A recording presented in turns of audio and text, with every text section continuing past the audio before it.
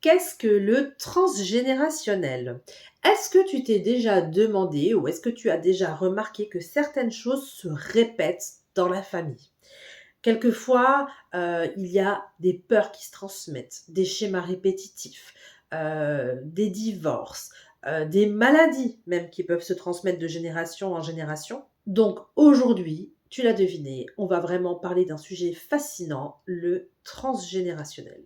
Attention à ne pas confondre avec le karma, parce que souvent, on a du mal à les différencier. Si le karma t'intéresse, j'en ai fait une vidéo, n'hésite pas à aller voir dans mes vidéos.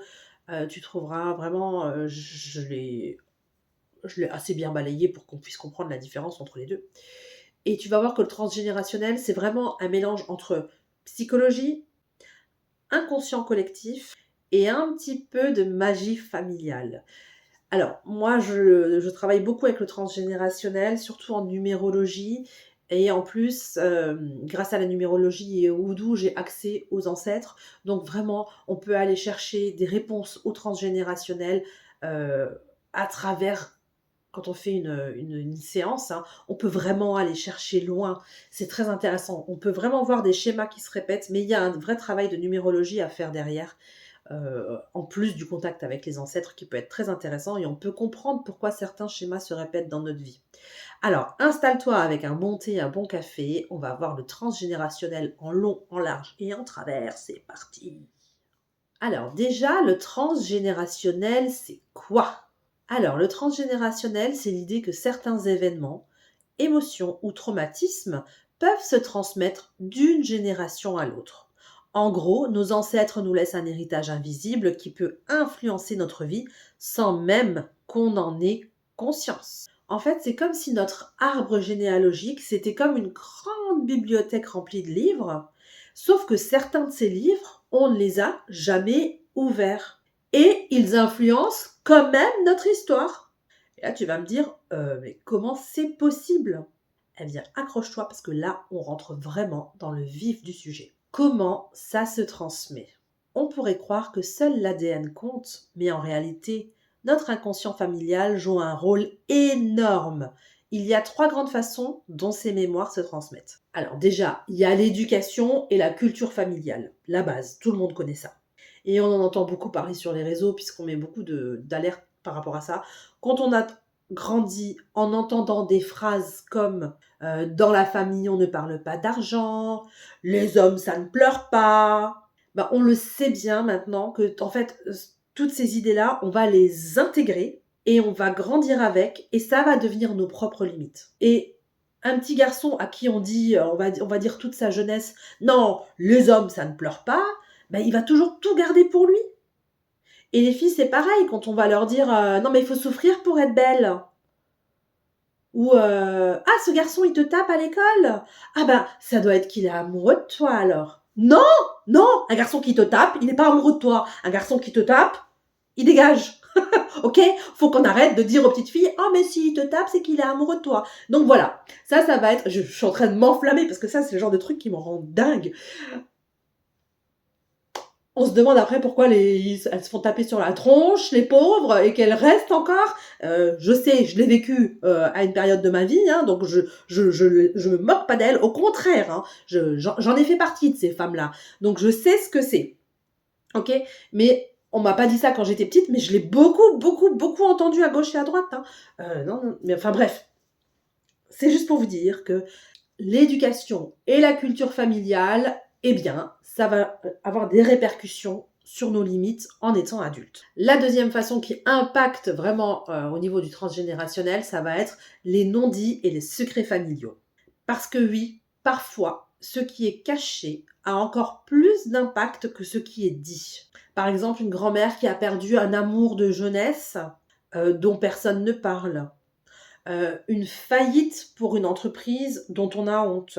En fait, tout ce qu'on va cacher par honte, par gêne, bah, tout ça, ça peut se transmettre vraiment de façon tout à fait inconsciente et ça va influencer les blocages des enfants, des petits-enfants, des arrière-petits-enfants, etc. etc. Il y a vraiment les secrets de famille, c'est vraiment... ça peut créer de gros blocages. Des fois, on va avoir, par exemple, un truc tout bête. en amour, tu as tout le temps l'impression d'être déçu. Et à chaque relation, t'espères, et à chaque relation, t'es déçu. Et tu te dis, mais pourquoi je suis autant déçue? Eh bien, en fait, c'est peut-être parce que ton arrière-arrière-grand-mère, elle a vécu une énorme, ou ton arrière-arrière-grand-père, ou peu importe, quelqu'un de ta lignée, a vécu une énorme déception, et ça s'est répercuté jusqu'à toi, et c'est toi qui le vis. Ça, c'est fortement possible. Comment on fait pour y remédier? On fait de la numérologie, on fait des recherches, on met le doigt sur cette déception, on comprend ce qui s'est passé, et là, on comprend qu'en fait, on se trimballe le problème de quelqu'un d'autre, et c'est pas notre problème à nous. Et comment on reprend le pouvoir? Eh ben, en recroyant tout simplement en l'amour, en donnant de nouveau de l'espoir en ce sentiment. Et du coup, ça débloque la situation. Mais tout ça pour vous dire que vraiment, les secrets de famille, les non-dits, ça peut avoir des répercussions de blocage vraiment très très loin. Troisième point au niveau du transgénérationnel, alors c'est un mot que j'ai du mal à dire, on va y arriver, c'est l'épigénétique. Dans tous les cas, en fait, on parle vraiment de nos cellules, d'accord? On parle de mémoire cellulaire. Et oui, parce que même la science le dit. Nos cellules, en fait, elles enregistrent les traumas vécus par nos ancêtres. Des études ont montré que des enfants de survivants de guerre ou de grandes tragédies portent dans leur corps des traces du stress vécu par leurs aïeux. Donc, si tu as l'impression de stresser pour tout et n'importe quoi, eh ben, peut-être qu'en fait, c'est ton arrière-grand-mère qui t'a légué le stress qu'elle a vécu pendant une période très compliquée de sa vie. Et ça, c'est prouvé scientifiquement. Scientifiquement, des tests ont été faits là-dessus. Un exemple tout simple, mais dont beaucoup de gens ont entendu parler. Euh, Pendant d'anciennes guerres, les prisonniers qui étaient vraiment plus que maltraités, qui ont été vraiment écorchés, comment on peut dire plus que maltraités, je n'ai pas le mot qui me vient, je ne sais pas pourquoi il ne veut pas venir ce mot, mais qu'on a vraiment traumatisé, à qui on a vraiment fait du mal sur leur corps, sur leur tête, sur tous les aspects de leur être. Ils étaient enfermés dans des pièces où il y avait une lumière verte. Et pendant des générations et des générations, les gens de la lignée de ces personnes-là, elles ont détesté cette couleur sans même savoir pourquoi.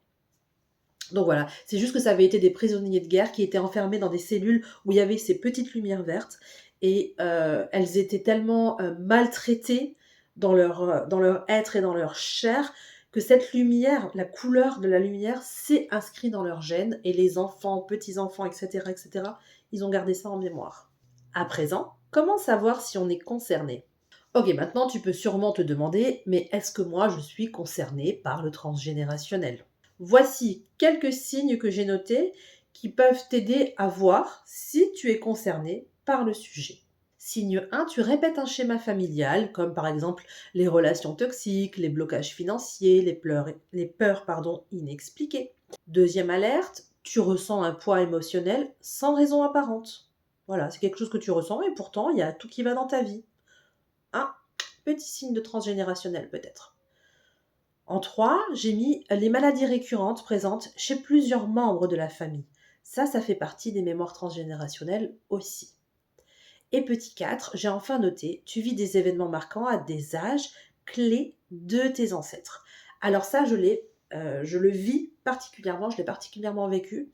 Un membre de ma famille a été trahi par un proche vers l'âge de ses... je crois que c'était... je réfléchis 2 secondes. Vers l'âge de ses 30, 33, 37 ans, dans les eaux-là. Eh bien, à la même période de ma vie, je me suis isolée de beaucoup de gens. J'ai tourné le dos à beaucoup de gens et c'était plus fort que moi. Je voulais plus voir personne. Et je me suis demandé, et en fait, j'ai pas compris. Je me disais, ouais, de toute façon, c'est moi, j'ai besoin de solitude, j'ai besoin d'être seule, j'ai plus envie de voir ces gens-là, voilà. Et après, avec le recul, en travaillant ma numérologie, j'ai compris qu'en fait, j'étais en train de revivre le traumatisme de mon ancêtre. Et donc je n'avais pas la cause, hein. Moi, les gens ne m'ont pas forcément fait de mal à cet âge-là. Mais par contre, j'agissais de la même façon, c'est-à-dire que je me mettais, complètement, je me suis complètement isolée et j'ai décidé que c'était bien d'être isolée. Donc voilà, tout ça pour vous dire qu'après je m'en suis rendu compte en faisant la numérologie et du coup ça m'a ouvert les yeux. Je me suis dit: «Ah bah, c'est bon, j'ai compris pourquoi je réagis comme ça» et cetera et cetera. Et du coup, une fois qu'on met le doigt dessus, qu'on comprend, qu'on sait d'où ça vient, du coup, on peut réagir et on peut faire bouger les choses. Parce que oui, heureusement, la bonne nouvelle, c'est qu'on n'est pas obligé de porter ce poids toute sa vie.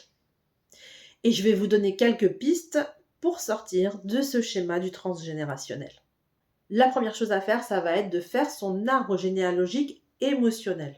C'est-à-dire qu'il ne faut pas noter que les dates des naissances et des décès, on va noter vraiment toutes les dates qui sont importantes dans la vie de chacun de nos ancêtres, hein. Que ce soit les mariages, les divorces, les faillites, les guerres, peu importe, n'importe quoi, tout ce qui a pu passer dans leur vie et qui peut aider à comprendre des schémas cachés.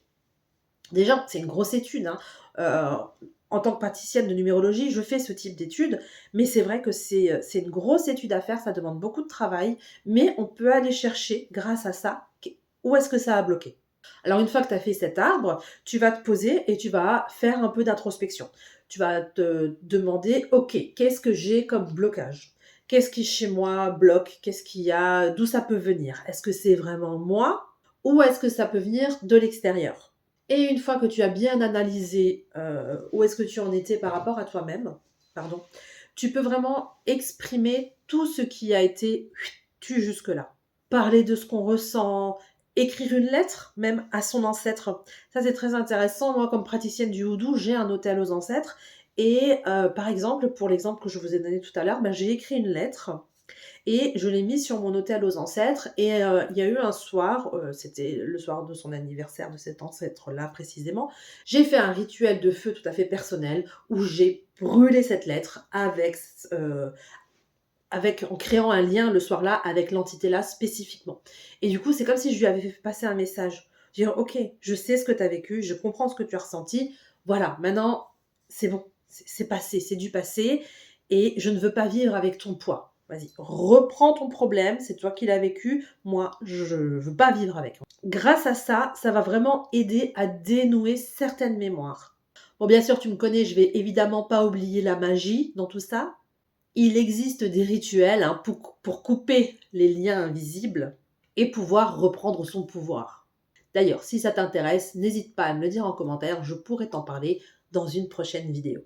D'ailleurs, si tu veux que je te parle de certains rituels pour travailler le transgénérationnel, n'hésite pas à me le mettre en commentaire aussi. Voilà, maintenant tu sais ce qu'est le transgénérationnel et pourquoi ça peut impacter ta vie sans que tu t'en rendes vraiment compte. J'espère vraiment que cette vidéo t'a aidé à y voir plus clair. Si ça t'a plu, mets-moi un petit like ou abonne-toi parce que chaque semaine, je crée de nouvelles vidéos qui parlent de ce type de sujet. Si tu as envie d'aller un petit peu plus loin sur la numérologie, n'hésite pas à aller faire un tour sur mon site internet.